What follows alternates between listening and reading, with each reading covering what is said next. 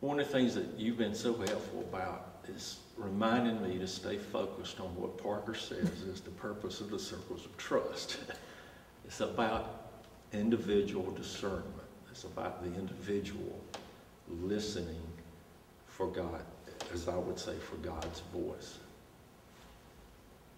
And yet what I experienced and could see was the profound influence on building community.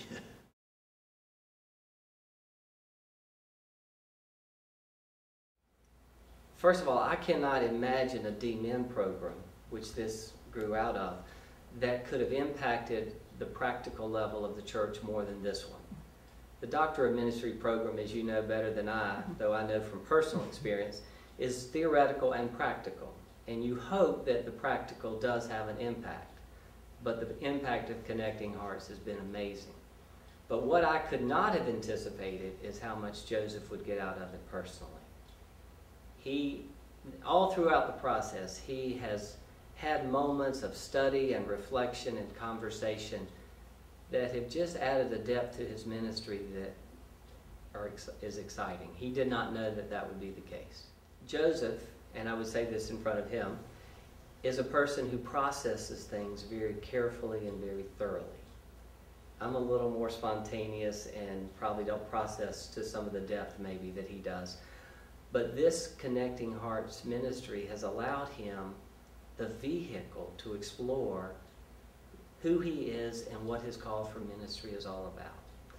And the joy and confidence he has found in this program is just truly remarkable.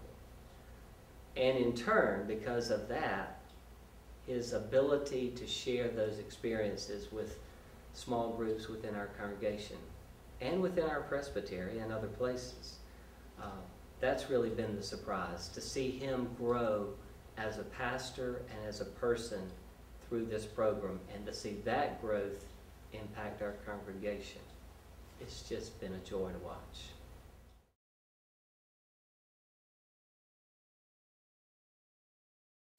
Our first meeting was at a retreat at Blue Ridge Conference Center, so it was away from the church. And the only way I know how to explain it, to me, it was like an upper room experience, the upper room experience in the Bible, where the Spirit just came down, and a group of people, most of us had not worked closely with each other or known each other even within the church, and the Spirit came down and we just experienced a bonding unlike anything I've ever experienced. It was just almost immediate.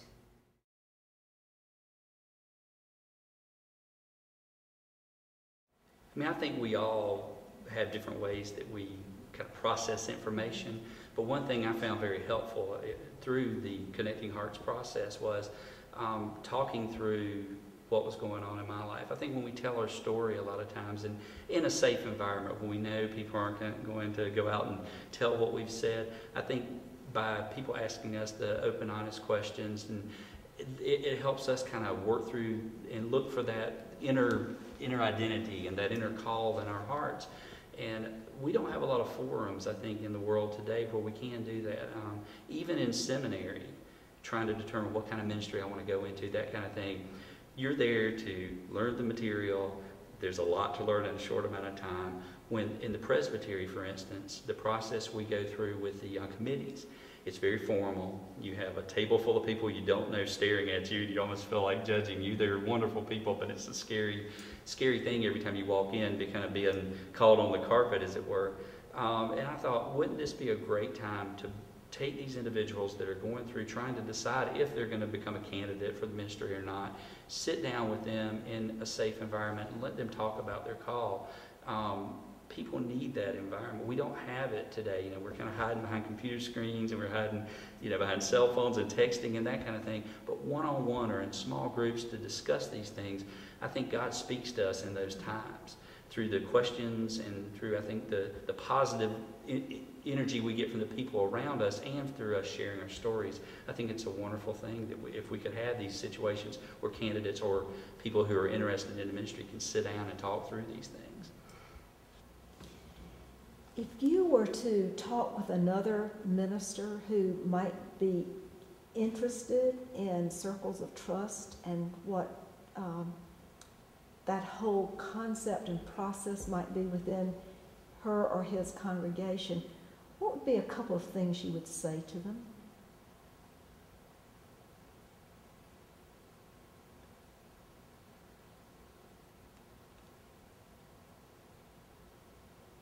I think one initial thought would be, are you open to experimenting a little bit? Are you open to trying to help individuals really be intentional about listening for God's voice, God's still small voice in their lives? Are you interested in trying to nurture a really loving and caring congregation? Particularly through small groups, a small group experience. And probably share this one experience, one comment that comes to mind, but with the understanding that, as I often say, I'm not promising you anything as to what's going to happen here through circles of trust. But as I think about answering that question, I remember what one of the participants in Connecting Hearts said, that she's had a significant experience in a Sunday school class over a period of 20 years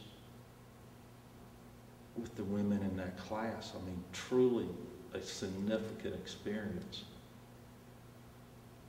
But what she shared through and experienced through Connecting Hearts over a matter of 4 months, she got to know people quicker and in a deeper way than the most profound experience she had in 20 years in a Sunday school class. You did not participate in the Connecting Hearts pilot project, but you've observed how it has played out in the congregational setting. So could you speak to what you've seen and witnessed? I participated on a minimal level. One event that took place in our fellowship hall, I spent a day getting to know some of the people who come in from different places to lead it. But most of it has been through Joseph and through the participants sharing with me what they've been learning. And it has been fascinating. It is hard to imagine how much this program has impacted the life of our church, both in the number of people participating, but primarily in the depth of spiritual formation that is taking place for them. There's an enthusiasm for ministry and mission here among people who've participated that clearly wasn't there before. And could you talk a little bit about how this has also been used in the youth ministry? Yes, we had a retreat, I believe last spring it was. We had a retreat for the college-age students that I work with. And basically we knew that there was a need there for them to talk about what God was calling them to be when they grew up. I'm still trying to figure that out for myself at times, but we thought it would be exciting to get them together using some of the principles of Connecting Hearts to talk about discerning God's call in their life and to create a safe space for them to discuss their plans and their concerns and to validate some of their gifts, to give them a little boost to help them make some of these big decisions. So we held a session with them and really got into it with them about listening for God's call in their life and what's their natural abilities and skills and what's their role in this world and in the church. And it was really exciting to hear their feedback. And also, I think a lot of them, there's been several who have changed majors since then. We've had a few who, one young man in particular mentioned he had quoted Parker Palmer on his Facebook page afterwards. We didn't know how excited he was about attending the session on a weekend, but he's now looking at, he has changed his major and is going to go into youth ministry. So it's been an exciting time for them. So several students have really started seriously thinking about what, not only in the church, but what's their call in life as far as profession. So that's been a very exciting thing for them. And they've been very open and willing to talk about that in a lot of our Sunday school classes and our Bible study groups. But the Touchstones helped to give her permission, gave her the means of being able to do that in a way that I think everybody else could hear. And then I asked the mission team once we were in Guatemala if they were open to it, to experiment with me. The idea of being intentional every day to observe a particular touchstone. And they really embraced that. And I have some notes in my journals about how we would, as a team, somebody would say, well, let's observe listening deeply today. And then at night, we would sort of go back and reflect on the day, and we would share experiences of how that was helpful. And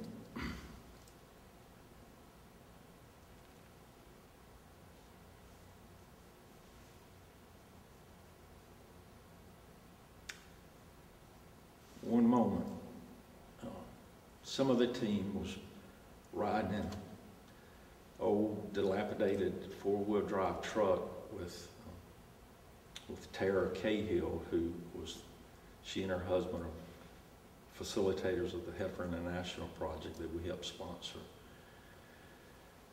And some of us were riding with her, about 4 or 5 of us, and the chair of our Mission Outreach Committee raised this question. Earlier that day, we agreed that we would observe, listen deeply. And he raised a really good question as we were riding up the mountainside. He said, now Joseph, if I'm listening deeply to somebody else and they're listening deeply to me, who are we listening to? And I just laughed out loud like I did then. And then I observed another team member. She just smiled because she knew the answer to that question. She knew what I was going to say. And I said, well, maybe we'll be listening to God.